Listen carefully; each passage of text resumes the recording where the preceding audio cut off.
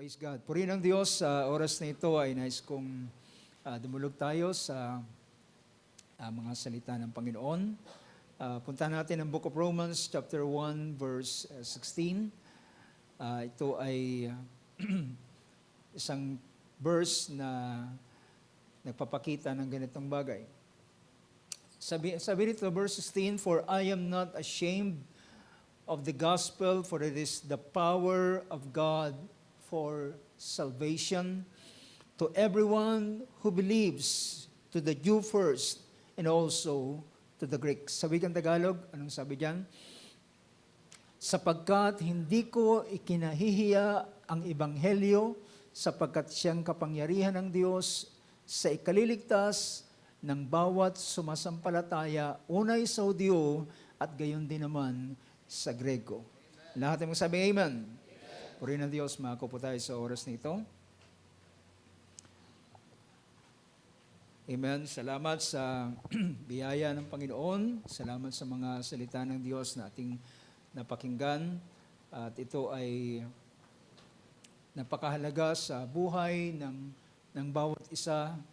At kung wala ang pagkatakot sa Panginoon, and that's the reason, mga kapatid, bakit ang mundo ay patungo sa kapahamakan at lumalala ang kasamaan, lumalala ang ilang mga kriminalidad, immoralidad at ilang pang mga bagay. Ang patuloy na paglala nito is because ang tao ay walang takot sa Diyos. Ang absence ng ganitong bagay, ang presensya ng pagkatakot sa Diyos sa buhay ng isang tao, ito yung maglalayo sa kanya sa kalikuan. Ito ang maglalayo sa kanya sa kasamaan. At ito ang magiging daan upang kanyang ibigin ang Diyos at kanyang gawin kung ano ang bagay na nakalulugod sa ating Panginoon. Now, sa oras na ito ay ang ating nais kong mag-share ng isang kaisipan at ito'y yamang mamayang hapon ay naka-schedule ang ating tracts giving, pagbibigay ng mga tracts saan man tayo loobin ng Panginoon, pero nandito tayo sa vicinity ng lugar na ating kinaroroonan at akayan tayo ng Panginoon. Dalhin tayo ng Panginoon sa mga kaluluwa na saan ay sila ay nakilala na ng Panginoon bago pa itinatagan sa libutan. At sila tayo'y giyahan at ang ating Panginoon ay nagpahayag sa Matthew chapter 10 at kanyang pinahayag doon, sabi niya, "The harvest is plenty but the laborers are few." Sabi niya, pray for the Lord, to the Lord of the harvest, that He will send laborers in His vineyard. So, kukunti, marami raw ang anihin. At minsan, mga kapatid, kagaya na mention ka na rin dati, minsan kapag tayo ang tumingin, wala tayong makitang harvest. Wala tayong makitang, ang nakikita natin ay kasamaan, nakikita natin ay mga taong namumuhay sa kasalanan. Pero mga kapatid, kapag ang Panginoon ay tumingin, nakikita niya ang harvest ay napakarami. So, kung saan mang yung harvest na yun ay dalhin tayo ng Panginoon doon sa lugar na yun. At I believe, mga kapatid, na kagaya sa panahon ni Ruth, siya ay ginaid nung araw na yun ay nung umagang iyon ay nagpaalam siya sa kanyang biyanan na si Naomi at sabi niya sa kanyang biyanan, ako'y dahilan sila ay dalawang widow at alam natin, basically sa Bible, kapag widow, ibig sabihin wala silang breadwinner. Pero ang Diyos ay napakabuti dahilan ang Diyos ay may provision para sa mga widow. At alam niyo ba kung anong provision ng Diyos para sa mga widow? Pwede silang mamulot ng mga tira-tira, mga nalalaglag na uhay sa panahon ng harvest. Yung mga nag-harvest ay kapag may nalaglag, ay hindi na nila kailangan pang pulutin ito, Dahilan yung mga nalaglag na yon ay inilaan yun ng Diyos, batas yun ng Panginoon sa panahon ni Moses, na ito ay provision ng Diyos para sa mga widows, sa mga poor, sa mga nangangailangan. At ganun ang ginawa, dahilan si Naomi at si Ruth is from Moab, ay bumalik sila sa Bethlehem, Judah, nang malaman nila na ang pagdalaw ng pagkain ng Panginoon dahil nagkaroon ng drought doon sa lugar na yon.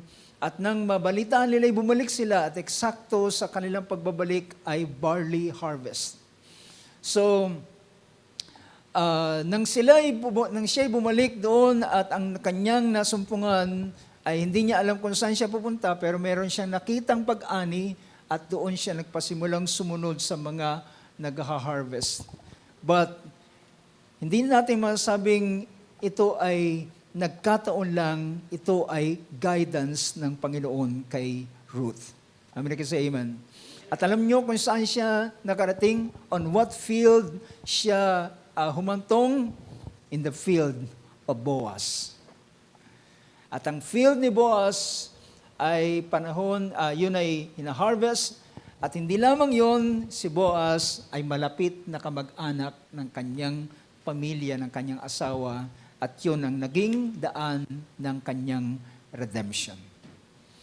So ang Diyos ay napaka-buti at siya ang gumagawa ng daan. So let's lay it into the hands of God na siya ang gumawa ng daan para sa atin sa araw nito. So, gusto kong bigyan natin ng pansin, mga kapatid, ang paksang ito about the gospel. About the gospel. Well, ang gospel, mga kapatid, kung ating bibigyan ng pansin, ay pinakita ito ni Apostle Pablo sa verse 16. At sabi niya rito sa verse 16, I am not ashamed of the gospel. I am not ashamed of the gospel. Well, pwede rin nating i-quote to. Pwede nating i-quote to na hindi ko kinahihiya ang gospel. America say amen to that. I am not ashamed of the gospel. But you know, mga kapatid, sa panahong ito ay hindi ganun kadali ang pag-claim o pagko-confess about gospel. Kung inyong bibigyan ng pansin ang panahong ito, dahilan ito ay ang lugar na pinagsulatan ni Apostol Pablo ay Romans. Alam niyo ba, alam natin ang Roma, sa Roma ay ang pinaka king nila ay si Caesar, di ba? Alam natin 'yan. Basically, alam natin 'yan. At you know, sa panahong 'yon ay meron silang dapat i-confess. Ang dapat nilang i-confess is Kairos Caesar si Caesar is curious. Ano yung ibig sabihin ng Caesar? Ang Caesar ay yung king at yung curious is Lord. Ibig sabihin, ang kino-confess ng mga Roman na nananahan doon sa lugar ng Rome ay Caesar is Lord. Caesar Curious, if I'm not mistaken, kung tama yung aking pagkakabigkas. So, Caesar Curious. Yung salitang curious ay Greek word ng Lord. Pero dito sa panahon ni Paul, ay kanyang sinabi ang ganitong pangusap.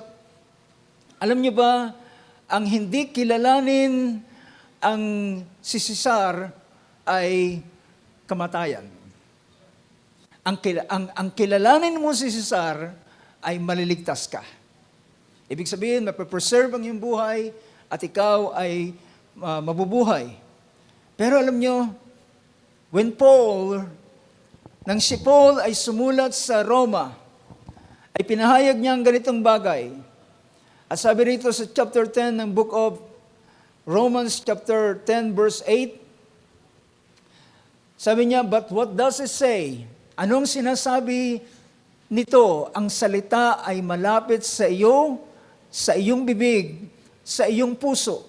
Sa makatwid bagay, ang salita ng pananampalataya na aming ipinangangaral. So ano ang pinangangaral nila Apostol Pablo? Ang sumunod na verse ay verse 9, ay sabi roon, sapagkat kung ipapahayag mo ng iyong bibig si Jesus na Panginoon at sasampalataya ka sa iyong puso na binuhay siyang mag-uli ng Diyos sa mga patay, ay maliligtas ka. So, sa panahon yun ang kino-confess, ang confession nila is si Cesar ay Panginoon. Pag sinabing Kurios, siya ay Lord, siya ay nagmamay-ari. Dahilan siya yung king. Pero pinapakita niya, kaya sa panahon ito, ang i-confess si Kristo. Sabi niya, if you confess with your mouth Jesus as Lord and believe in your heart that God raised Him from the dead, you will be saved. Pero sa panahon ito, ang kailangan mo i-confess ay si Cesar ay Panginoon. So, kaya nang sabihin niya yung salitang, I am not ashamed of the gospel. Ay totoo mga kapatid na sa panahon ito ay hindi ganun kadali na i-confess o kilalanin ang Ebanghelyo. Ang Ebanghelyo, kapag binigyan natin ng pansin, and we know that that gospel, ang meaning nito sa English is good news. Diba? Ito ay ang pinaka meaning nito sa, kung titingnan natin, ay yung salitang ebanghelyo. Ebanghelyo sa Tagalog, pero ito ay ang pronunciation nito is yung euangelion. Yung salitang eu na usually makikita narinig natin, yung salitang EU o eulogy, o yung euphemism, yung eulogy ay ikaw ay magsasalita ng mabuting bagay. Yung eulogy, kapag mayroong patay, ay nagsasalita ka ng mabubuting bagay, mga masasayang bagay na nangyari, na karanasan doon sa namayapang tao. Yun yung part ng eulogy. So yung salitang EU doon ay ang pinapakita is good. So yung gelion ang pinapakita ay proclamation, so pagpapahayag ng mabuting balita. Now, kung ating titingnan mga kapatid na ito ay mabuting balita na dumating dahilan ang Israel, sila ay naghahantay sa tinatawag na restoration ng kanilang kingdom, ng kanilang kaharian, na alam natin na nawasak ang Jerusalem sa panahon ni Nebuchadnezzar sa pamamagitan ng paglusob ng Babylonia, at nawasak sa ikatlong wave ng kanilang pagkuha ng mga captives doon. Yung last wave ng kanilang pagkuha ng mga captives ay doon nila winasak, sinunog, at kinuha ang lahat ng mga kagamitan na naroon. At yung mula noon ay nawala ang tinatawag na templo, at ang kagandahan at ang kalawalatian ng Jerusalem ay hindi na nakita pa. At isa pa sa nangyari sa kanila, even though after 70 years ay nakabalik sila sa Jerusalem at nag-build ng temple, ay ang bagay na nawala sa kanila is the glory. Yung kalawalatian at yung king ay wala na rin sa kanila. So, at alam natin na 400 years ang nakalipas. tinatayang 400 years ang nakalipas mula doon sa huling propetang sila Hagay, sila Zacarias, hanggang sa kay Malakyas, nagkaroon ng daang taong silent years na walang anumang pangungusap. But isang araw ay merong isang magandang balitang dumating. You know, ano yung magandang balitang yon? Ay habang si Zacarias, isa sa mga pari na ang kanyang lot ay magsunog ng insenso doon sa templo, ay habang siya ay nagmi-minister ng kanyang part, and all of a sudden ay merong isang pangitain na nagpakita sa kanya. Sabi rito sa book of Luke chapter 1 verse 18, Zacarias, pinakita ang ganitong pagpapahayag. Verse 11,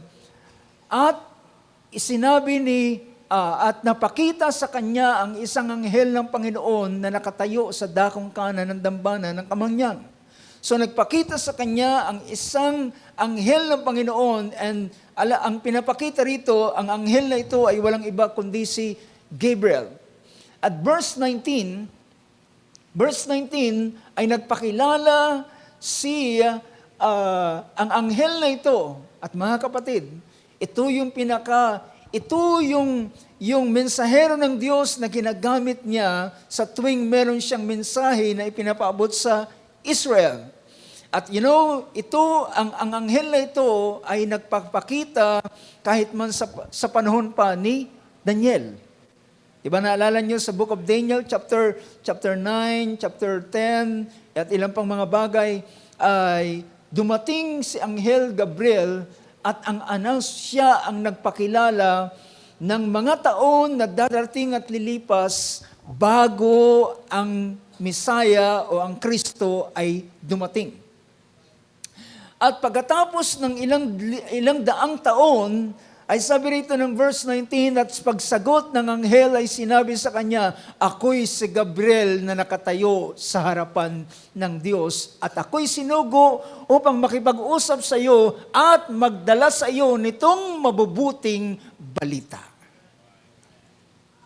So meron siyang mabuting balita na kanyang ibinigay kay Zacarias.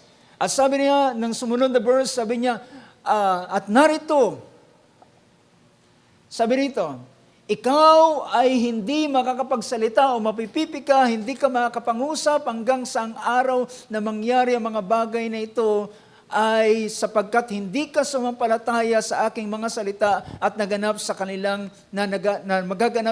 kapanahunan. Kung itataas natin, ang pangyayaring ito ay nagsalita si Gabriel kay Zacarias na sabi niya, ang inyong panalangin ay dininig ng Diyos.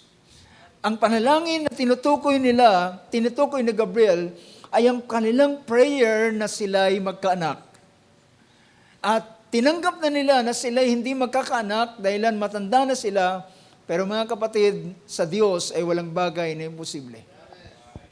At bagamat dumating si Zacarias at si Elizabeth sa kanilang gulang na wala ng pag-asa para sila ay magkaanak, pero doon naman dumating ang magandang balita. Doon naman dumating ang magandang balita na dininig ng Diyos ang inyong mga panalangin at kayo ay magkakaroon ng anak.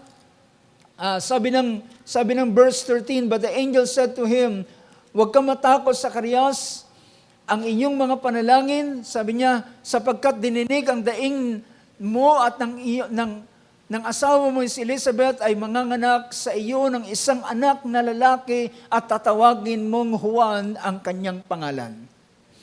At siya ay, sabi ng sumunod na verse, siya at magkakaroon ka ng ligaya at galak at marami ang maliligaya sa pagkapanganak sa kaniya. So, ibig sabihin, ang pagdating ng batang ito ay magdadala ng mabuting balita at magdadala ng kasiyahan at kagalakan sa buong Jerusalem at sa buong Israel particular. Sapagkat siya ay magiging dakila sa paningin ng Panginoon at siya ay hindi, sumunod na verse, siya ay magiging dakila sa paningin ng Panginoon at siya ay hindi inom ng alak o inom na anumang matapang inumin sapagkat siya ay mapupuspos ng Espiritu Santo mula pa sa sinapupunan ng kanyang ina. At alam natin ang tinutukoy dito ay si Juan Bautista. Ang kapanganakan ni Juan Bautista ay kagalakan na. Ang kapanganakan ni Juan Bautista ito ay isa ng gospel. Ito ay isa ng mabuting balita dahilan si Juan ay pinakita rito, pinakita niya ng verse na ito, sabi niya, verse 16, kanyang at marami sa mga anak ni Israel at ay pagbabaliking loob niya sa Panginoon na kanilang Diyos at siya'y lalakad sa unahan ng kanyang mukha na may espiritu at kapangyarihan ni Elias upang pagbaliking loob ang puso ng mga ama sa mga anak at ang mga suwail ay magsilakad sa karunungan at ng mga matuwid upang ipaglaan ang Panginoon ng isang bayang nahahanda sa Kanya. So, ibig sabihin, siya ay ang pagdating niya ay isang senyales at dahilan sa iba pang verse ay pinapakita, siya ang maghahanda ng daan ng Panginoon. At siya ang fulfillment ng Malakay chapter 3. Diba? Siyang fulfillment ng Malakay chapter 3, ang sabi ng book of Malakay 3, sabi ng verse na ito, tingnan natin ang 3 verse 1. Sabi niya, behold, I am going to send my messenger, and he will clear the way before me, and the Lord whom you seek will suddenly come to his temple, and the messenger of the covenant. So pinapakita rito, aking isusugo ang aking sugo na maghahanda ng daan sa harap ko, sabi ng Panginoon, at ang Panginoon na inyong hinahanap at pinakahihintay ay darating sa kanyang templo. So makikita natin na ang kanyang pagdating ay magandang balita dahilan ang susunod sa kanya ay ang Messiah. Ang susunod sa kanya ay, so ibig sabihin, yung pagpapasimula ni Juan Bautista ay isa ng magandang balita. At nang siya ay pagkatapos nito, si Gabriel ay pumunta naman kay Maria at kanyang sinabi sa kanya, ikaw ay pinagpala sa lahat ng mga kababaihan at ikaw ay manganganak ng isang lalaki at tatawagin ang pangalan ng iyong anak na ipapanganak ay tatawaging anak ng Diyos at siya ay tatawaging Jesus sapagkat ililigtas niya ang kanyang bayan sa kanilang kasalanan. So, mula dito sa pasimulang ito ay nagkaroon ng sunod-sunod na magandang balita. So, makikita natin sa ilang mga bagay na pagtutuunan ko ng pansin sa oras nito bago ko punta sa pinakalundo ng aking So, nang si Juan ay dumating at nang siya ay lumaki at nagpasimula siya ng ministeryo, siya ay nag-proclaim ng tinatawag na good news.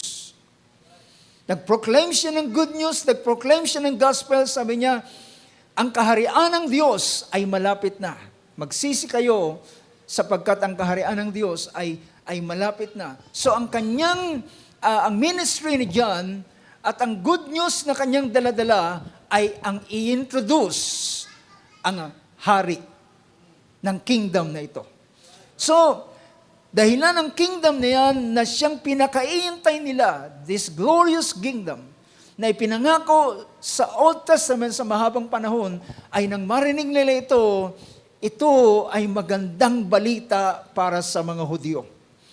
magandang balita para sa bayan ng Israel nang marinig nila ang ganitong bagay.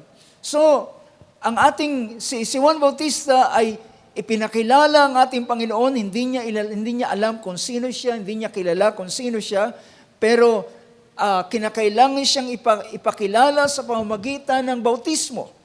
At sino man na babaan ng Espiritu Santo ay yun ang tanda na siya nga ang Messiah. Siya ang Kristo. And one day, habang ang ating Panginoon, si Juan ay nagbabautismo, then dumating ng ating Panginoong Hesus at binautismohan niya at ang langit ay nabuksan at ang tinig ay nangusap, "This is my beloved Son in whom I am well pleased." So, nang ang ating Panginoon ay, pagkatapos na si John the Baptist ay ma-introduce ang ating Panginoon, natapos na ang kanyang ministry. Napakaikli ng kanyang ministry.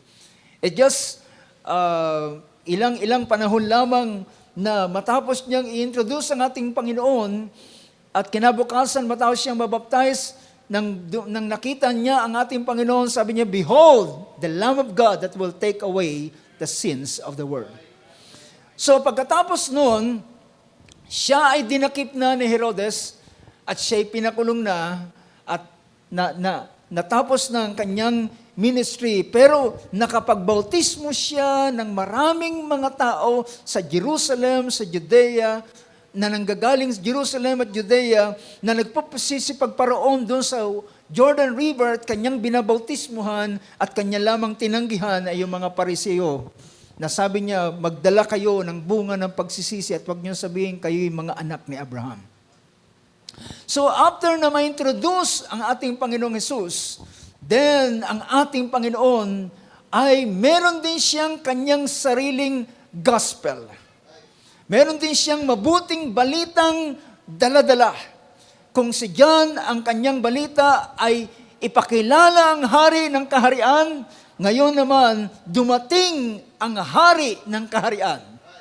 At ang hari ng kaharian ito ay binasa niya ang isang allotted na scripture sa kanya nang siya pumasok doon sa isang sinagoga sa lugar ng Nazareth. At nang maihand sa kanya ang isang balumbon, isang scroll, ay kanyang binuksan at binasa niya ang verse 18. It is quoting from Isaiah chapter 61, at binasa ng ating Panginoon ang verse 17, Luke 1:17, "And the book of the prophet Isaiah was handed to him," ibinigay sa kanya, at ito'y kanyang binuksan, at ang eksaktong lugar na kanyang binasa ay nasumpungan sa lugar na ito sa verse 18, sabi niya, "Ang Espiritu," verse 18, 4:18 I should say, Luke chapter 4, verse 18. At sabi niya, ang Espiritu ng Panginoon, sapagkat ako ang pinahiran, sumasa akin ang Espiritu ng Panginoon sapagkat ako'y pinahiran niya upang ipangaral ang mabuting balita sa mga dukha. Ano yung mabuting balita? Ito ay ang pagdating ng kaharian. Ang pagdating ng kaharian. At ang pagdating ng kaharian ito ay merong palatandaan. Sabi niya, "Ako'y naparito upang ipangaral ang mabuting balita sa mga dukha." Ito'y tinawag ng ating Panginoon, the gospel of the kingdom. The gospel of the kingdom. At sabi niya, at ito yung palatandaan ng pagdating ng kanyang kaharian. Sabi niya, siya'y sinugo upang itanyag sa bihag ang pagkaligtas at sa mga bulag ang pagkakita upang bigyan ng kalayaan ang mga naapi. At ang ating Panginoon ay sinara ang aklat at kanyang sinabi, "Sa araw na ito ay naganap ang mga kasulatang ito sa inyong mga pakinig." This day, this scripture is fulfilled before your ears, sabi ng ating Panginoon. So pinapakita niya na ito ay katuparan ng sinabi ni Isaiah sa chapter 61. So, nang ating Panginoon ay narito sa ibabaw ng lupa, as He proclaimed this good news. Ang pinoproclaim niya ay galing po sa mga talata o katuparan ng mga hula ng prophet sa Old Testament. At habang siya ay nagpapahayag, ay alam nyo, pagdating ng kanyang kaharian, pagdating ng tinatawag na kaharian ito, ay siya ay kanyang sinasakop, ang mga may karamdaman ay gumagaling, ang mga possessed ng demon spirit ay pinapalaya, ang mga oppressed at ang mga walang pag-asa ay nabibigyan ng pag-asa that even yung mga bulag, yung mga pilay ay nakakakita yung bulag at nakakalakad sila at may mga patay na mga nabubuhay. Isn't that a good news? Diba? At yun ay isang mabuting balita at habang nakikita nila ang ganitong mga bagay. But you know mga kapatid, hallelujah, ang bagay na pinapakita ng ating Panginoon ay hindi pa yan ang pinakadakila at pinakamabuting balita. Dahilan ang paggaling ng mga may karamdaman at ang mga tao na nakikita siya sa mga bagay na kanyang ginagawa at mga sign na kanilang nakikita, ay hindi pa yun. Lahat sila ay nako-convince, ang ilan ay nako-convince, sabi niya, hindi bagat siya ang Kristo, ang kanyang ginagawa, ay siya ang hinihula sa kasulatan. So, marami sa kanila na nako-convince. But, you know, alam niyo ba, na kapag pinag-uusapan natin ang mabuting balitang ito, yung tinatawag na ultimate na gospel, yung pagpapakita na ito ay naging mabuting balita. Pero, kahapon habang pinag-uusapan namin about the gospel, ay usually mga kapatid, there's always two sides of the coin. There's always two sides of the coin. At alam nyo ba na ang napakagandang balitang ito na kinote ng ating Panginoon, na sabi niya, to proclaim release to the captives, the recovery of sight to the blind, to set free those who are oppressed. Well, habang narinig nila at marahil binubulay nila yung ganitong bagay na gagawin ng Mesayang ito, ay niisip nila, it's about time na kami ay makakalaya na mula sa imperyo ng Roma. Mula sa kamay ng mga kaaway. Mula sa ganitong mga bagay. But you know mga kapatid, on the other side ng tinatawag na mga Hudyo, na mga naniniwala sa Kanya, sa kabilang panig naman ay may mga taong hindi naniniwala sa Kanya. At alam niyo ba na ang lahat ang setting na ito, ang mga tao, ang mga Parisiyon na napupuot sa Kanya, ang mga Hudyo na hindi naniniwala sa Kanya, it's the work of God because God is just setting on His stage para sa ating Panginoong Hesus.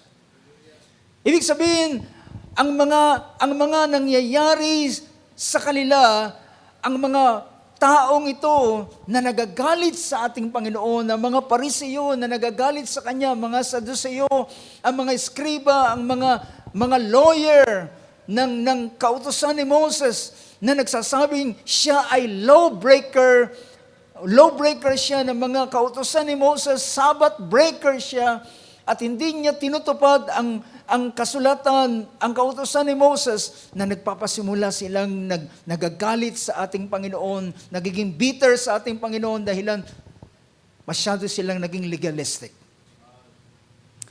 Gusto nilang i-apply yung lahat ng mga kautusang ito, samantalang ang ating Panginoon nang siya'y dumating ay ang makikita sa Kanya, siya ay puno ng biyaya. Siya ay puno ng biyaya at ang Kanyang pinupuntahan Hindi siya katulad ng mga Pariseo, hindi siya katulad ng mga nag-iingat ng kautusan na ni halos dumampi sa mga makasalanan, lumapit sa mga makasalanan ay hindi nila ginagawa. Samantalang ating Panginoon ay nakikisalo sa mga tax collector. Nakikisalo sa mga sinners. Hinihipo siya ng mga prostitute. Binubuhusan ng pabango ang kanyang paa. At nakikisalo siya doon sa mga sinner. At sabi ng mga Pariseo, bakit ang inyong Panginoon ay nakikisalo sa mga makasalanan? Ang ating Panginoon ay sumagot.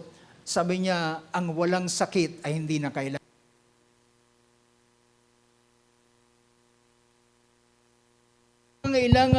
Ang nangangailangan ng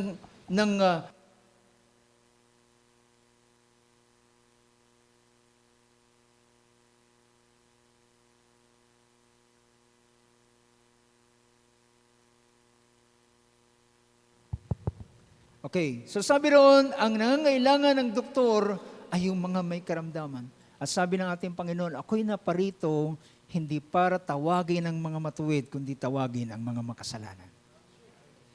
So, pero yung galit nila, yung galit ng mga Hudyong ito, at yung kanilang pagkadismaya sa tinatawag na ito na Jesus na taga Nazareth, na kinikilalang propeta, na kinikilalang pinaniniwalaan nila na maaaring ito ang Kristo, ay naglagay ng galit sa mga puso ng mga taong ito. At ang hindi alam ng karamihan, ang Diyos is just setting an stage for Christ. Naghahanda pa lamang pala siya. It is just only like sa buhay ni Joseph, yung galit ng kanyang mga kapatid, yung poot at selos na naroon sa kanilang puso, ay inihanda ng Diyos para matupad ang layunin ng Diyos para kay Joseph. And you know, ito yung isang side ng coin na gusto ko ipakita. Ang isang side ng coin ay nagkaroon muna ng mga bagay na hindi magagandang balita. Para makita yung isang napakagandang balita pagkatapos ay ang mga bagay na makikita natin. Bago makita ang kinang ng mabuting balita, ay meron munang mga bagay na hindi magaganda na siyang ating bibigyan ng pansin. You know, ang aking bibigyan ng pansin ay patungkol sa naging karanasan ng ating Panginoon. Dito po sa ilang mga talata na gusto kong pakita sa inyo, actually, nang binigyan ko ng pansin ang isang bahagi ay dinaanan ko ang ilang sa mga talatang ito at gusto kong i-quote muli ang ilang mga verse. Nang ang ating Panginoon ay may mga bagay na nakita, especially and particularly ang mga apostle. May mga taong tumalikod na sa ating Panginoon sa John chapter 6. May mga taong hindi na naniwala sa Kanya. May mga taong nagsabi, mabigat ang mga salita na Kanyang sinasabi. Sinong makakatagal? At marami sa Kanyang mga disciples na hindi na sumunod sa Kanya at hindi na naniwala. At nang Kanyang balingan ng Kanyang mga alagad ay pinakita rito sa aklat ng Matthew chapter 16. Habang ang ating Panginoon ay nasa lugar ng Caesarea, at ang nakita niya na ang mga apostle in particular ay settled na sa kanilang puso at kilala nila kung sino ang Kristo. Sabi rito ng banal na kasulatan, ng tinanong ng ating Panginoon, sino ang anak ng tao? At nagbigay sila ng mga pahayag ng mga tao. Pero tinanong ng ating Panginoon, ngunit ano ang inyong pagkakilala? Verse 15 in chapter 16. And he said to them, but who do you say that I am? Kayo, ano ang inyong paningin o pagtingin o pagkilala sa akin na anak ng tao? At si Simon ay sumagot sa verse 16, sabi niya, Simon answered, you are the Christ, the Son of the living God. Ikaw ang Kristo, ang anak ng Diyos na buhay. Very firm si Peter sa panahong ito. At alam niya na siya na ang Kristo. Alam niya na siya na ang Kristo, siya na ang dahilan ng Kristo, siya yung hari ng kaharian at siya yung magliligtas sa kanila mula sa kapangyarihan ng kaaway. Yeah? Yun yung kanyang gagampanan at gagampanang gawain na kanilang ikinagagalak. Dahilan alam nila na kapag dumating ang Kristong ito, siya ang magliligtas sa kanila sa kamay ng kaaway. And after that, they were settled sa kanilang puso. Pagdating ng verse 21, ang ating Panginoon ay nagsabi ng ganito sa verse 21, mula ng panahong iyon ay nagpasimulang ipakilala ni Jesus sa kanyang mga alagad na kinakailangang siya'y pumaroon sa Jerusalem at magbata ng maraming bagay sa matatanda, sa mga pangulong saserdote at sa mga eskriba, at siya'y patayin at muling ibangon sa ikatlong araw. Nakikita niyo ba mga kapatid ang two sides of the coin? Na ang unang bahagi na pinapakita rito, bago ang mabuting balita, bago ang pinakamabuting balita, ay merong isang bagay na dapat munang mangyari. At dito nagpasimulang nagsabi si Pedro, dahil ang sabi ng Panginoon, from that time, Jesus began. Ibig sabihin, nagpasimula niyang sabihin sa mga alagad ang kanilang ang mangyayari sa Kristo. So, ang nakita nila, based doon sa pagkaalam nila sa prophecy sa Kristo, ay isang side lamang. Diba? Isang bahagi lamang that He is King. He will be a conqueror. He will conquer the enemies. At kanyang yuyurakan ang lahat ng mga kaaway. And that's true, mga kapatid. Pero hindi nila nakita ang isa pang bahagi bago mangyari ang bagay nito. So, dahilan ng prophecy sa Old Testament is they are scattered all sa buong Old Testament. Hindi pa nila na ilalagay yung puzzle in its proper place. Yan ang dahilan, isang side lamang yung kanilang nakikita. Hindi pa nila nakikita yung whole picture ng Christ. Yung whole picture na bago yung Kristong ito ay makita, ay merong munang bagay na magaganap. Sabi rito, many things he must go to Jerusalem and suffer many things from the elders, from the chief priests and scribes, and be killed and be raised up on the third day. Ito yung, nang marinig ito ni Pedro, sabi niya, Panginoon, wag mangyari sa iyan. Wag mangyari sa iyan, malayo sa iyan. Wag mong sabihin yan. Don't say bad words. Wag mong sabihin yan. At sabi niya, hindi pwedeng mangyari sa iyan. Ang sabi ng ating Panginoon, get behind me, Satan, you are stumbling block. Hindi sila nagyakapan at nag-iyakan, salamat Pedro, mahal na mahal mo ko. Pero sabi niya, Satan, get behind me. You are stumbling block. Ikaw ay hadlang para mangyari ang kalooban ng Diyos. Sabi niya, You're setting your mind on God. Sabi niya, you are not setting your mind on God's interest, but man's.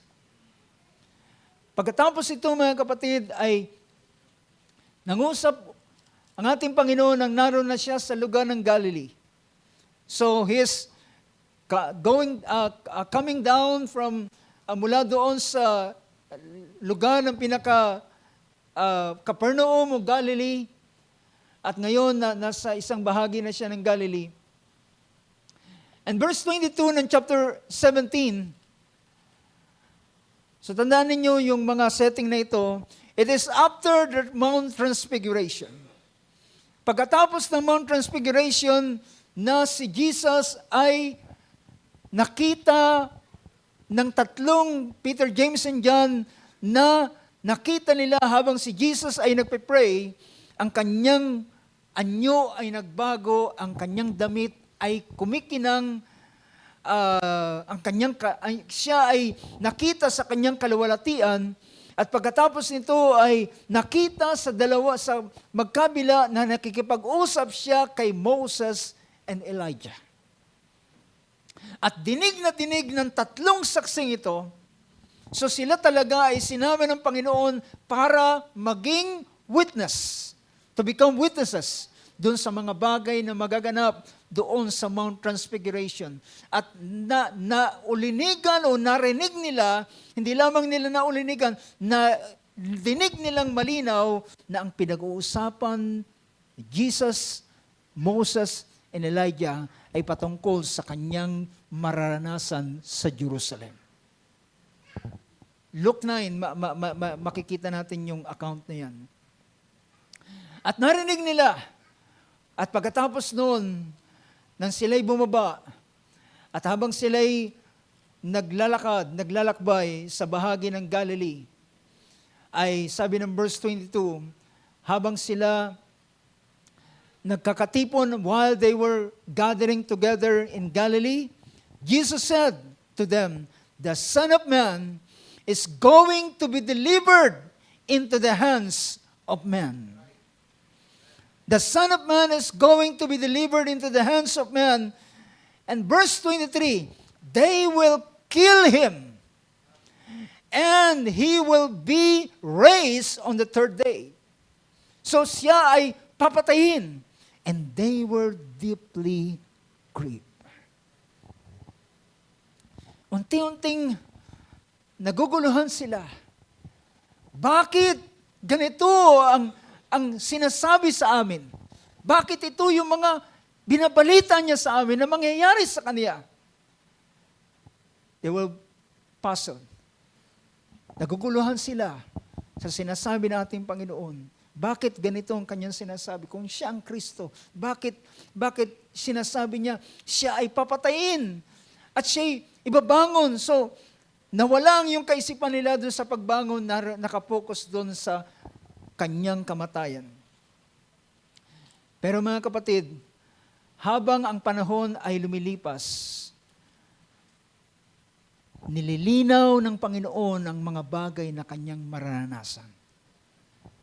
Chapter 20 ng Book of Matthew. Sabi rito ng verse 19. Verse 17 muna. Habang si Jesus ay papunta sa Jerusalem, sinama niya ang 12 alagad at sila ay aside by themselves, sila lamang ang sinama ng ating Panginoon.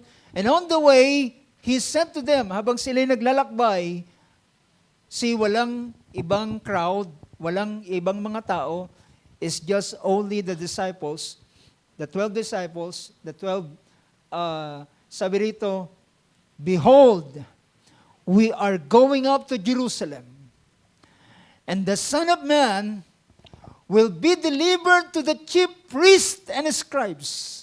Ito malinaw na kung ano talaga ang mangyayari sa kanya.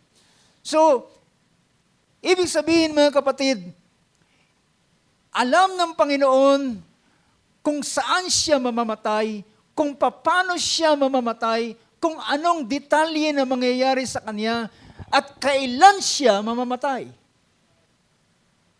So behold, we are going to Jerusalem, and the Son of Man will be delivered to the chief priest, sa mga pangulong saserdote at mga eskriba, and they will condemn him to death. Sila ang maggagawad ng hatol para sa kanyang kamatayan. At verse 19, see? Pansinin ninyo, yung detail,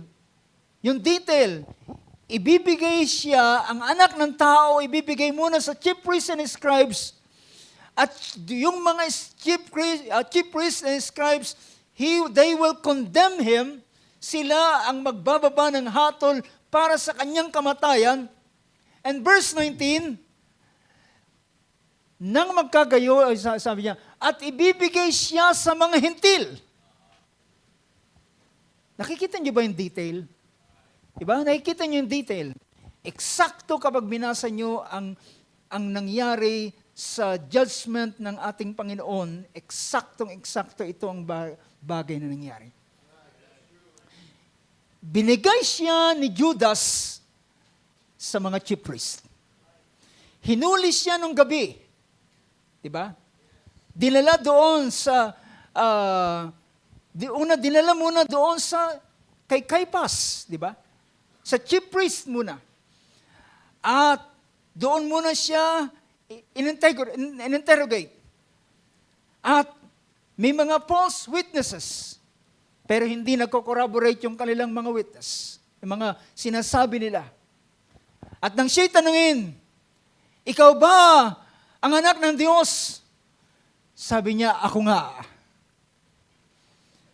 Lalo pang higit kapag nakita niyo ang anak ng tao na bumababa galing sa langit at paparoon sa kanyang kaluwalhatian.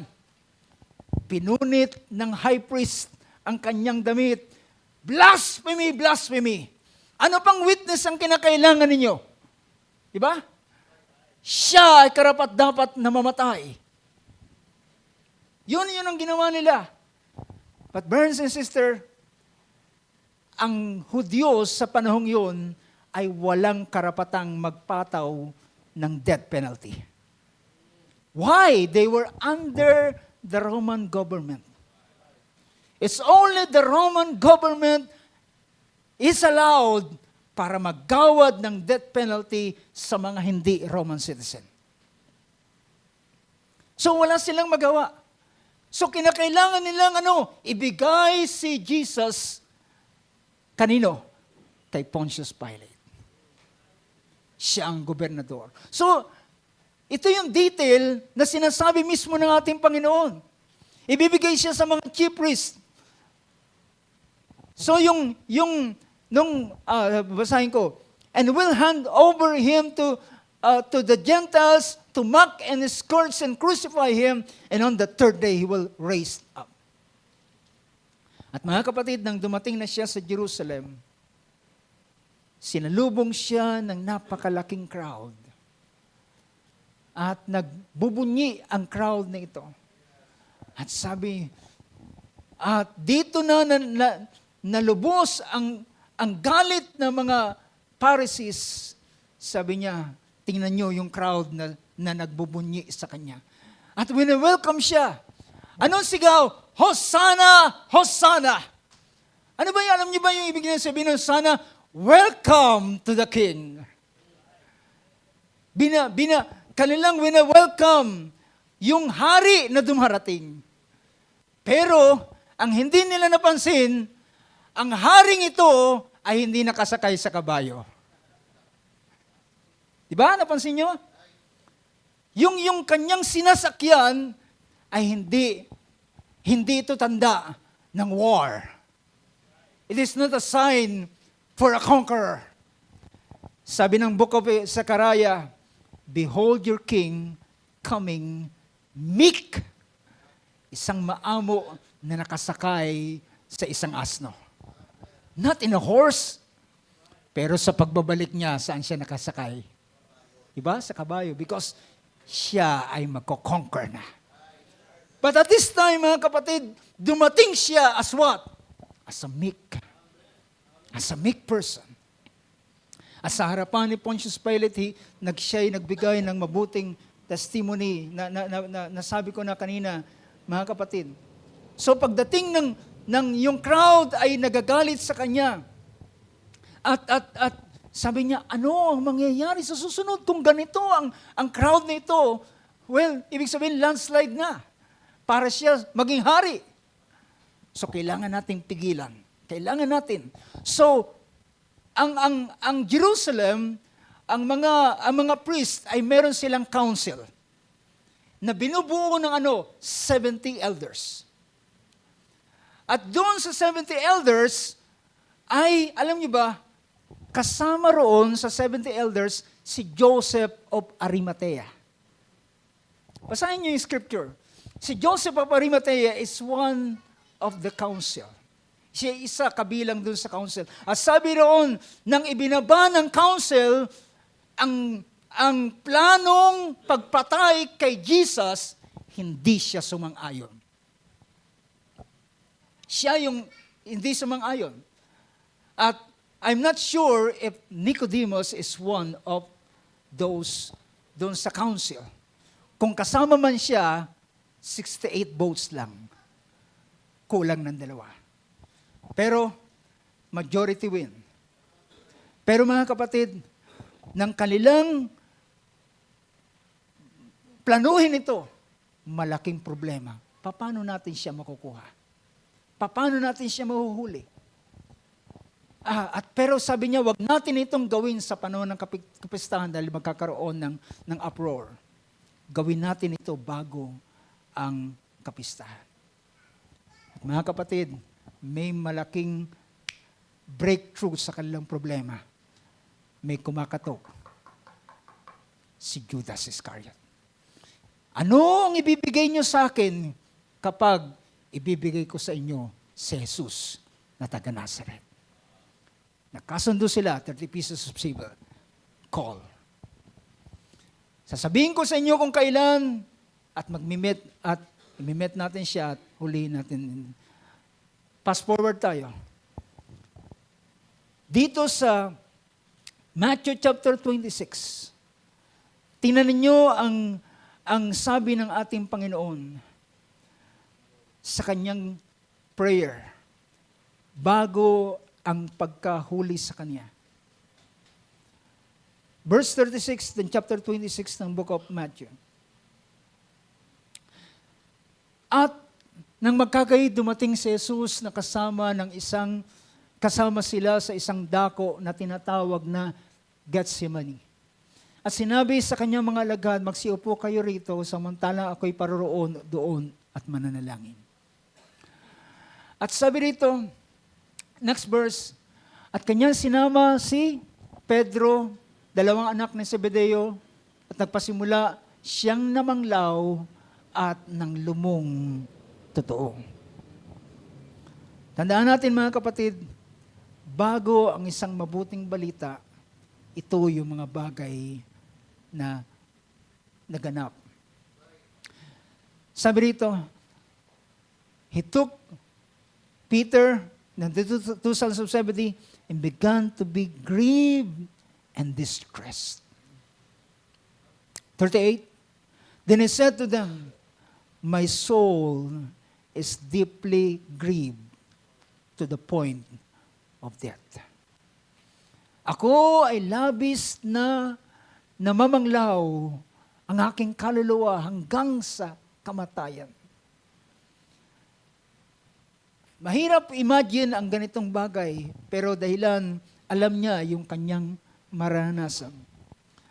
My soul is deeply grieved to the point of death. Remain here and keep watch with me.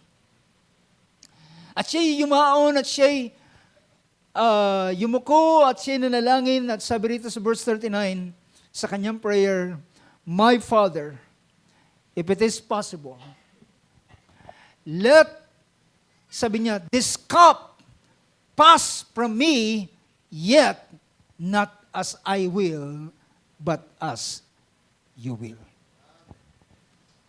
Let this cup pass from me, yet not I, not as I will, but as you will. So, let this cup pass from me.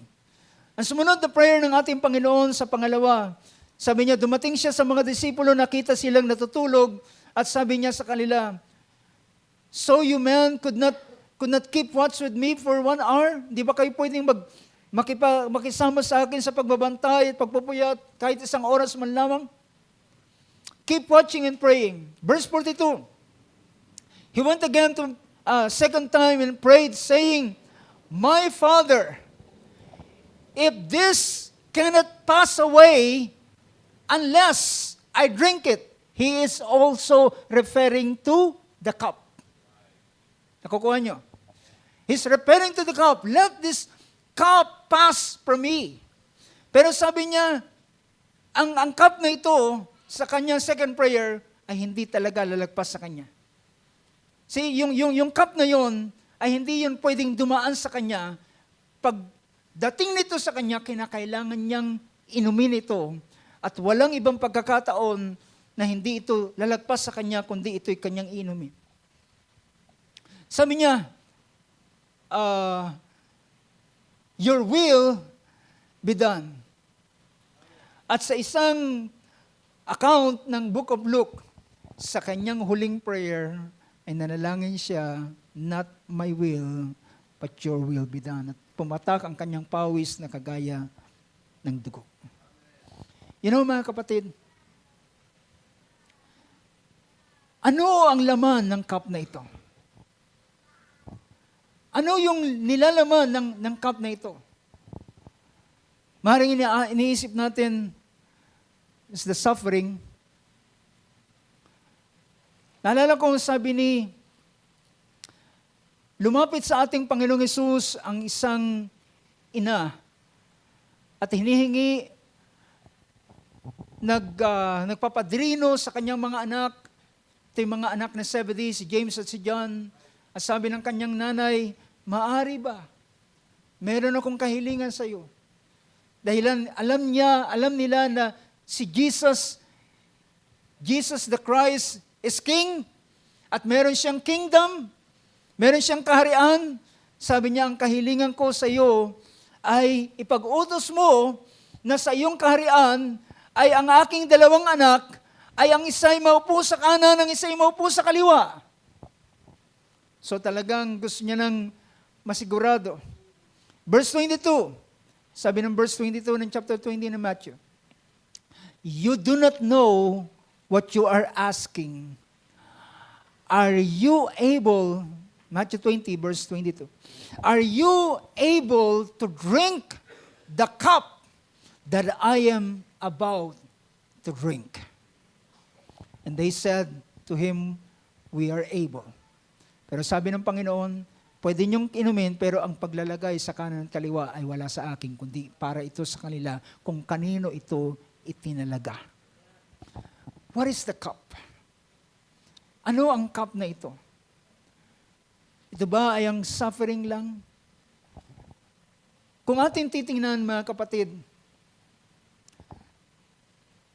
according dito kung titingnan natin ang sinasabi about the cup, trace natin sa Old Testament, sa Psalms chapter 16, verse 5. 16 verse 5. Ano sabi diyan?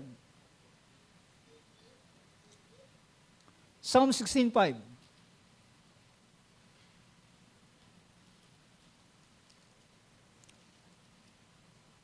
Dito sa verse na ito, allow me na basahin ko sa English.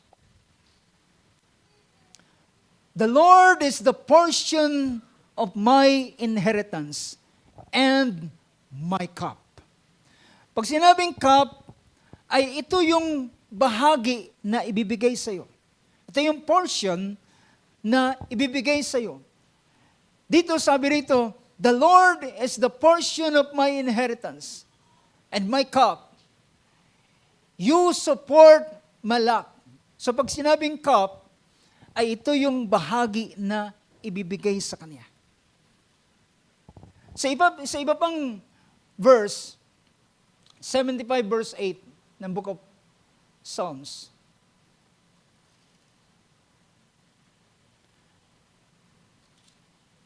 Sabi rito sa verse 8,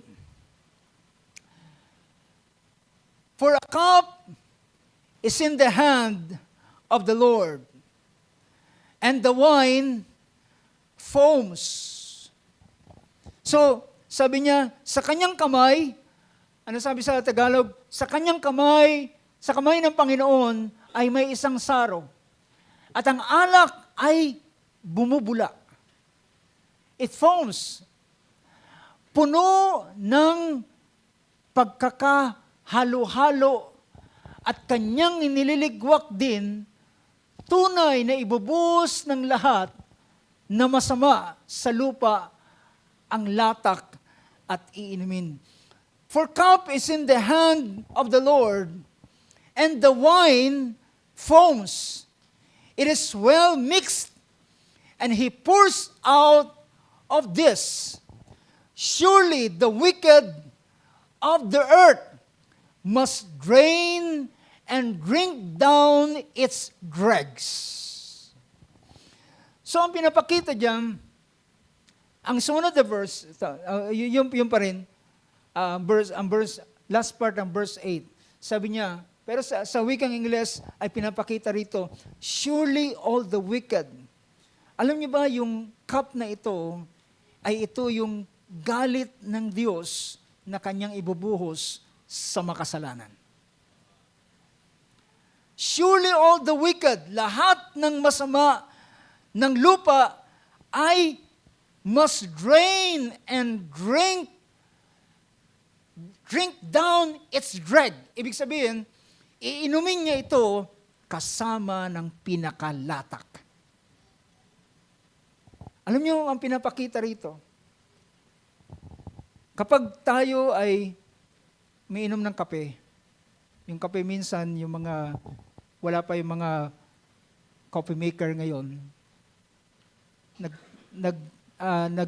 tumitining yan.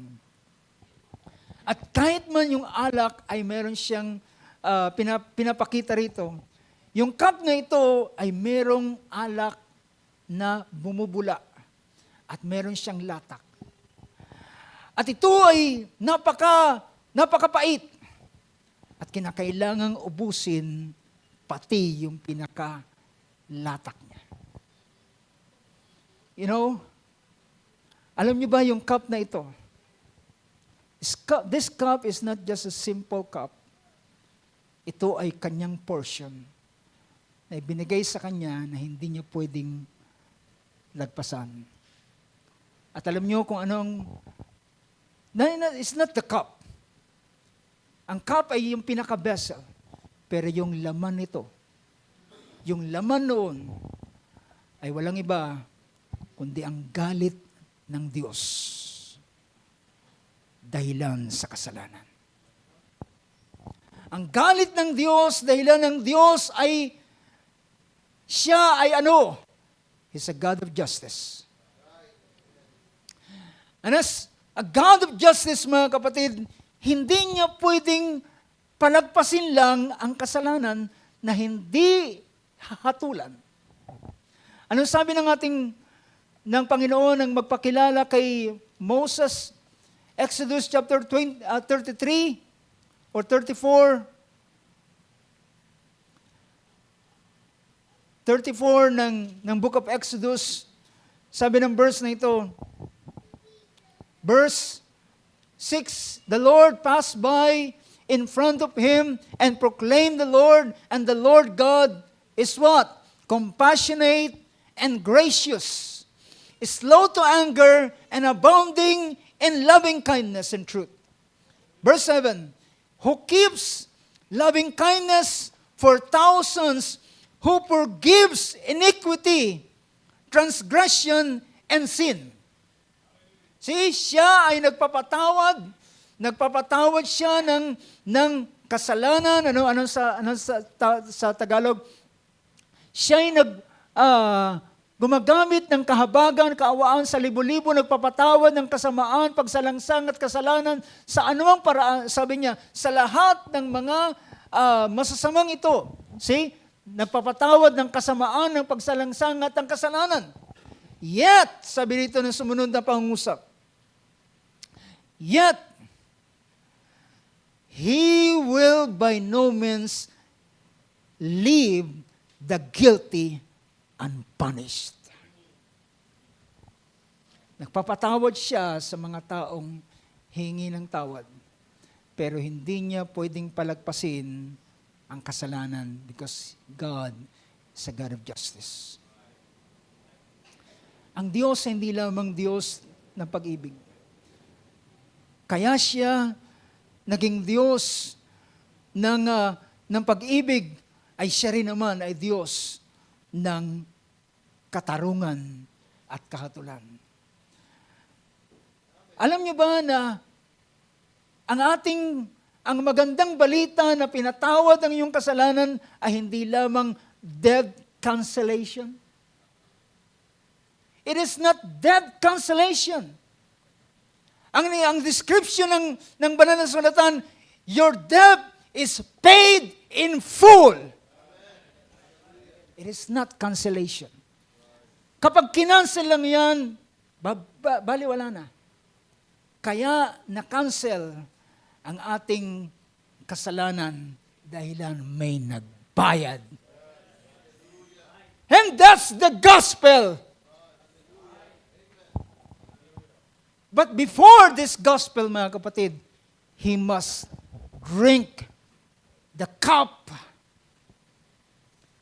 Kinakailangan niyang inumin ang sarong ito at di pwedeng ilagpas sa kanya. Hindi siya pwedeng maging tagapagligtas na ibabypass ang cup na ito. This is his lot. This is his lot. Ito yung bahagi niya. At sabi ng ating Panginoon, for this purpose I came to this world. For this purpose I came to this world.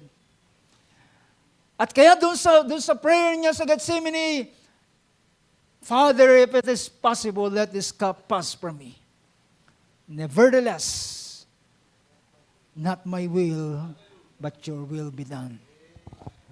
At mga kapatid, pagkatapos niyang kanyang prayer, sabi niya sa mga alagad, bumangon kayo, halina, ang aking magkakanulo ay malapit na. Si Judas ay paparating na. At nimit niya, pumunta siya sa lugar kung saan alam ni Judas na laging doon nagpupunta si Jesus. At nang naroon na si Jesus, eksakto yung timing na dumating si Judas. At sabi niya doon sa mga sundalo, ipapakilala ko kung sino siya sa pamamagitan ng isang halik. At nilapitan niya ang kanyang rabbi, master, at kanyang hinagkan. At sabi niya, Judas, do you betray your master with a kiss? At siya'y dinakip. At mga kapatid, nagpasimulang ininom ng ating Panginoon ang cup. Tingnan natin, ang Isaiah chapter 53, we know all this story. I'm just, nire-relate ko na lamang sa inyo para makita natin ano yung cup na ito before na ang good news ay na-proclaim. 53 verse 10 ng book of Isaiah. Dito muna sa verse 1, who has believed our message? To whom the arm of the Lord will be revealed? Sinong maniniwala sa aming ulat? Sapagkat siya ay kagaya ng halaman na tumubo, walang anumang anyo o kagandahan na makikita ka sa kanya. At kung iyo mo siyang titingnan, pinakita, verse 3, he was despised and forsaken of ones, a man of sorrows and acquainted with grief, and like one from whom men hides their face, he was despised, as we did not esteem him. Ano sabi ng verse 3? Hinamak, itinakwil ng mga tao, taong kapanglawan at bihasa sa karamdaman, gaya ng pinagkublihan ng kanilang mga mukha ng mga tao, siya'y hinamak at di natin binigyan ng halaga. Sabi natin, Panginoon, sa gabing ito, lahat kayo ay iwanan ako. Pero sabi ni Pedro, Panginoon, hindi kita iwanan. Bibigay ko ang aking buhay sa iyo. Pero sabi ng Panginoon kay Pedro, hindi titila akong manok ng 3 boses hanggat di mo ako pinagkakailangan ng 3 beses. Lahat kayo ay iiwanan ako. Gayon din ang sinabi ng ilan. Pero ng gabing iyon, nang hinuli ang ating Panginoon, nagpulasan, pinatunayan ni Pedro na siya ay handang pumatay at mamatay. Tinagpas niya ang tenga ng isa sa kawal. Pero sabi ng Panginoon, isauli mo yan. Well, hindi ko ba kayang tumawag ng libu-libong anghel at ang Ama ay magpapadala? Pero paano matutupad ang kasulatan? They shall smite the shepherd and the flocks will be scattered. At ng gabing iyon ay iniwanan ng ating Panginoon ng kanyang mga lagad at siya'y natirang nag-iisa. At mga kapatid, sabi dito ng verse 10 ng Book of Isaiah, but the Lord was pleased. Basahin ko sa English. But the Lord was pleased to what? To crush him. Naintindihan niyo ba yung salitang ito, to crush him? Look at your Hebrew. Tingnan ninyo ang Hebrew word ng salitang crush. Ay kumuha ka ng isang buto. Ilagay mo sa mortar. Ilagay mo saan? Sa dikdikan. Ilagay mo doon sa lusong at yung diktikin. The Lord was pleased to crush him, putting him to grief. He would render himself as a guilt offering. He will see his offspring. He will prolong his days. And the good pleasure of the Lord will prosper in him. Ibig sabihin, mga kapatid, habang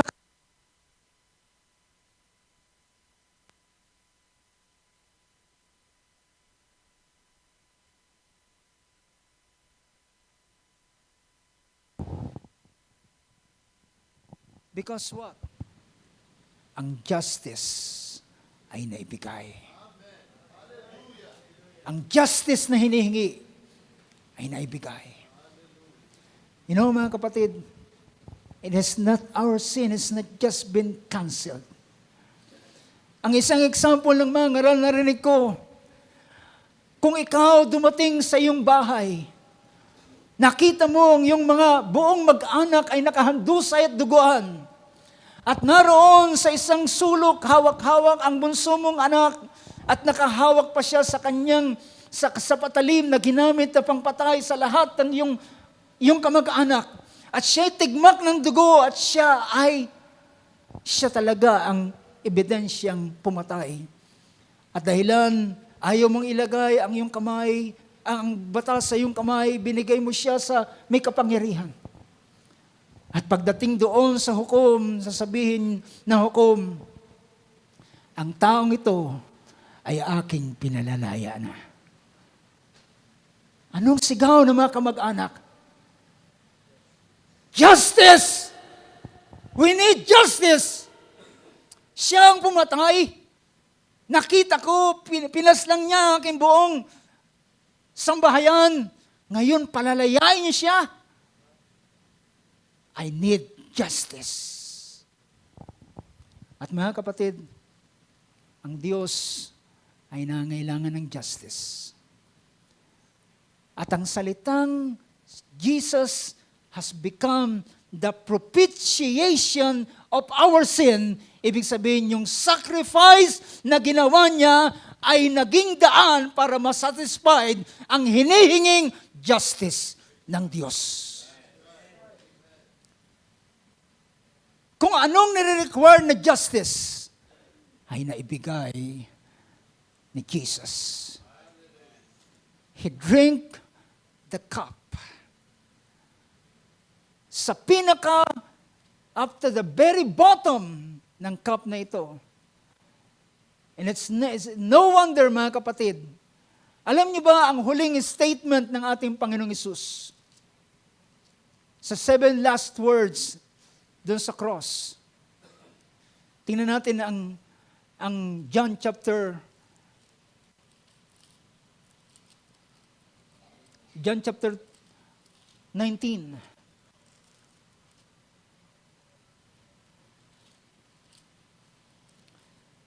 Sa John chapter 19, matapos ibilin ni Jesus ang kanyang ina, "Woman, behold your son," at si John the Beloved ay mula noon ay kinandili niya si Mary. Verse 28, after this, Jesus, knowing that all things had already been accomplished.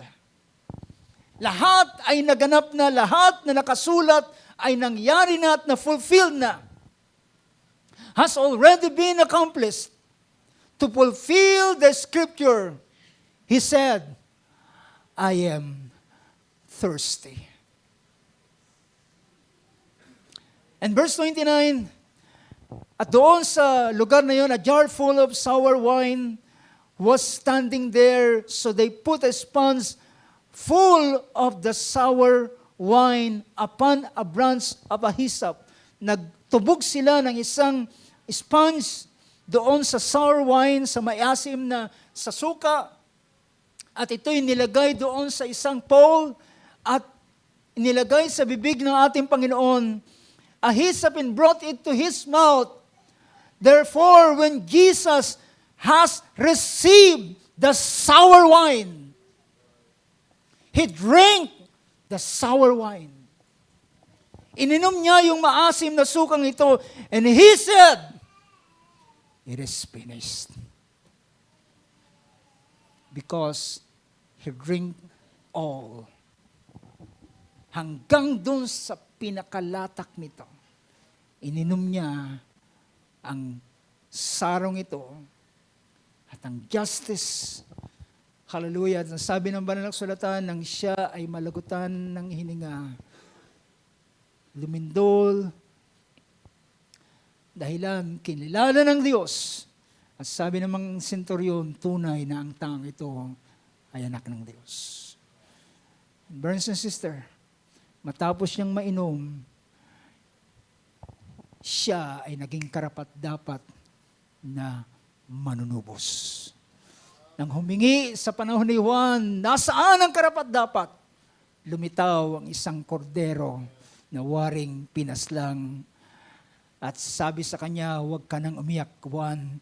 Ang leon sa tribo ng Huda ay karapat-dapat na kumuha ng aklat at magtanggal ng mga tatak nito.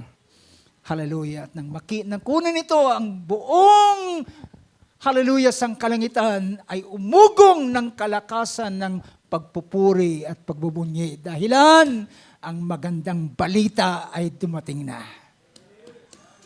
Hallelujah. Tayo tumayo, mga kapatid.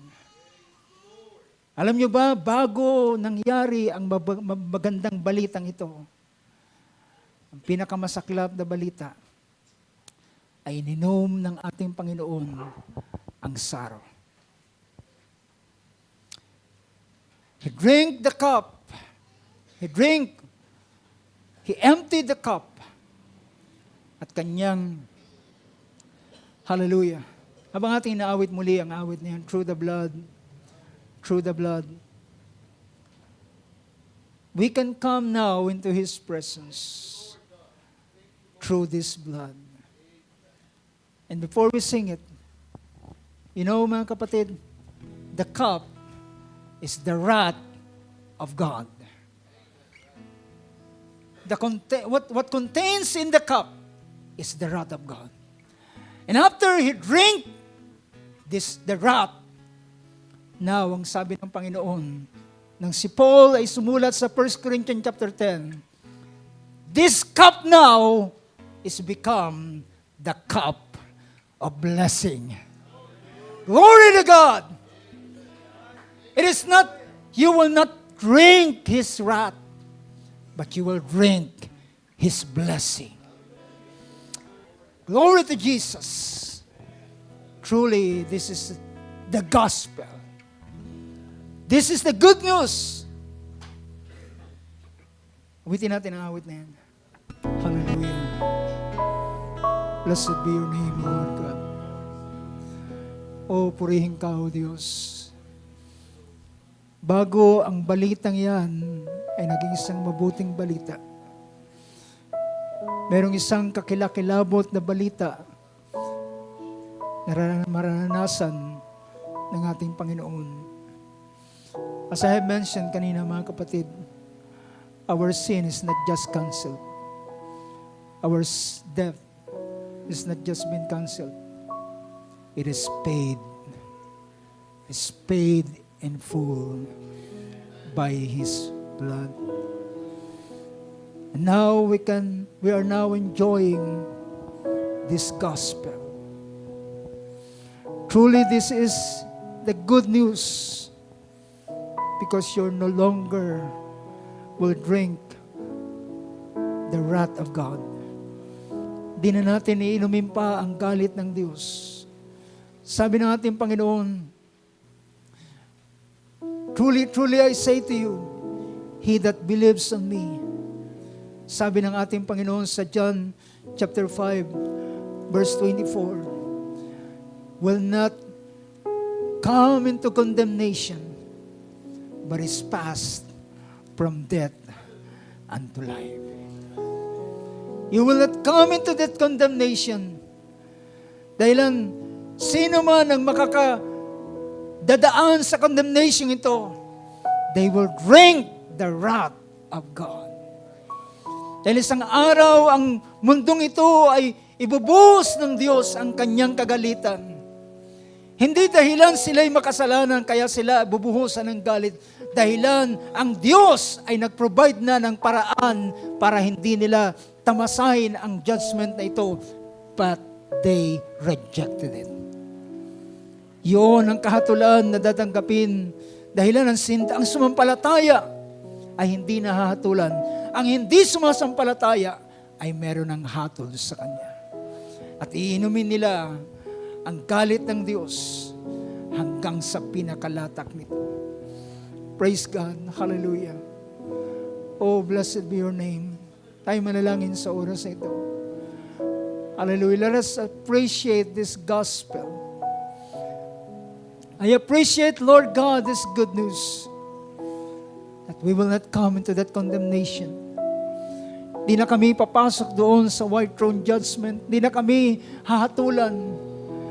Ang mga patay, dahilan merong dalawang set ng patay. May patay na mabubuhay sa kabuhayan. Merong mga patay na mabubuhay sa kapahamakan, into condemnation. And thank God, hallelujah, praise God, tayo ay ginawang kabahagi sa first resurrection. Hindi man lahat, sabi ni Paul, hindi lahat ay mamamatay, hindi lahat, kundi lahat ay makakaranas ng pagbabago. Ngunit sila na mga namamatay, ay bubuhayin sila sa unang pagkabuhay na maguli. Hallelujah. Lord God, sa oras na ito, nagpapasalamat kami. Ito ang nagpapaalab ng aming puso, Lord, at nagpapagalak sa bawat isa amin. Ang balitang yan, hindi lamang ang kapanganakan. Ang kapanganakan ni Juan Bautista ay naging kagalakan ng Jerusalem at ang buong Israel. At ang pagdating ng Kristo ay naging kagalakan ng mga taong inaalipin at mga taong, hallelujah, demon-possessed, Lord God, at sila'y mga pinalaya. Ngunit, Lord God, ang pinakamainam na balita sa uling mga araw nito ay ang aming tanggapin ang aming kaligtasan. Hallelujah, na hindi na kami harap sa paghatol, hindi na kami hahatulan, hindi na kami bubulid sa kapahamakan sa dagat-dagatang apoy, kundi kami ay nangaligtas dahilan ikaw na ang kumuha ng galit. Ang galit ng Diyos ay yun ang ininom. Hallelujah, at yun ang kinuhang lahat, hindi mo na itinira para sa iyong mga anak, O Diyos, at sa mga sumasampalataya sa iyo. At Lord God, hallelujah, nagawan sabihin na Apostol Pablo, may utang ako sa lahat ng tao na kinakailangan kong salitain ang mabuting balitang ito. Sa Hudyo man o sa Greko, kahit sa Barbaro, kahit sino man alipin at laya, kinakailangan nilang marinig ang mabuting balitang ito.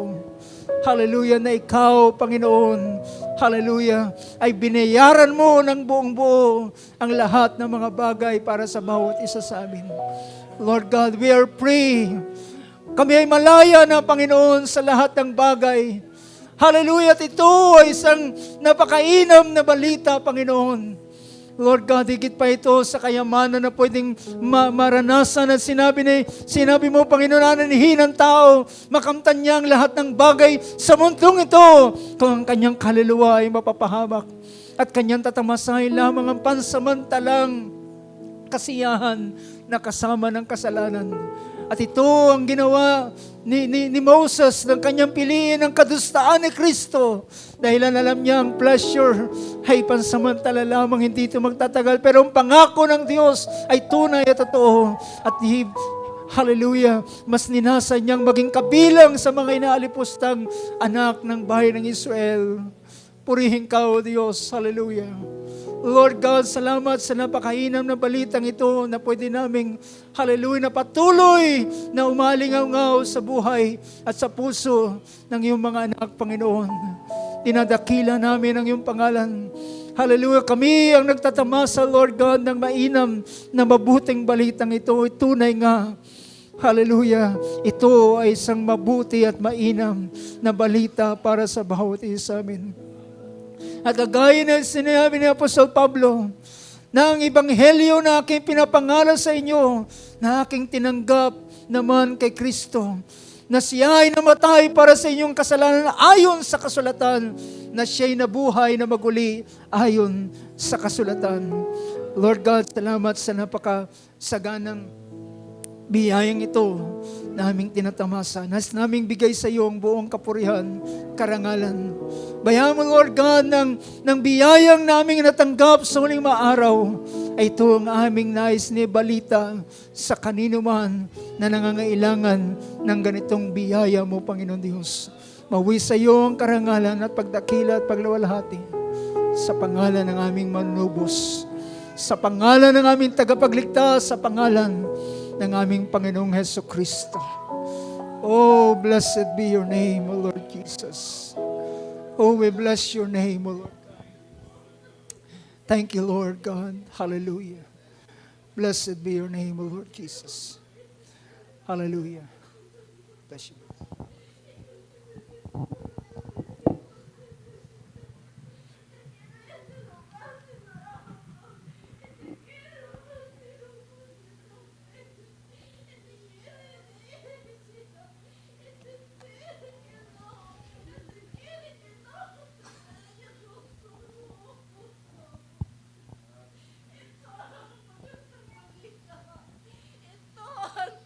Na mabuting balita. Nyo, kung paano ako namatay, kung paano ako nabuhay. Diyan sa inyong mga puso, itanim ninyo ang aking mga salita, sapagkat ito ang katotohanan na nagbibigay sa inyo ng tunay na buhay na walang hanggan. Walang hanggan, walang hanggang buhay. Ito ang tunay na kayamanan, hindi sa mundong ito. Ito ang aking salita. Dalhin nyo, Masdan ninyo ang mga bagay na ito. Ang pag-ibig ko sa inyo ay tunay na wagas. Walang kapantay. Walang kapantay at tunay na walang makakapantay. Ibigin nyo ang inyong Diyos na buhay ng tunay na walang pag-iimbot. Walang anumang bagay na hindi nararapat. Ibigay nyo ang tapat niyong puso sapagkat ako ang inyong Diyos na tapat. Hindi nagkukulang. Hindi kailanman nagpabaya sa inyo. Anumang bagay na inyong hingin, aking ibibigay sapagkat ako ang Diyos na hindi nagbabago. Aking ito.